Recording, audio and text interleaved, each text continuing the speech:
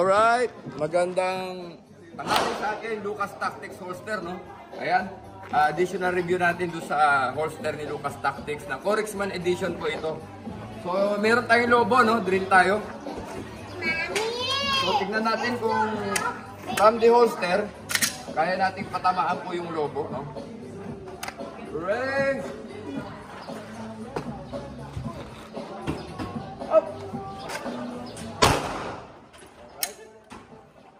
Salamat po, Lucas Tactics Corexman edition, One Gun Pilipinas.